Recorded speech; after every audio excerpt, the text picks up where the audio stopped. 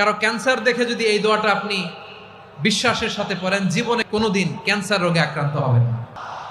অনেক সময় এমন হয়, হঠাৎ বিপদের সম্মুখীন হই আমরা, রেডি হয়ে বের হয়েছে অফিসে, হঠাৎ অ্যাক্সিডেন্টে পড়ে যাই, হঠাৎ পেটের ব্যথায় অজ্ঞান, এরকম হয় না?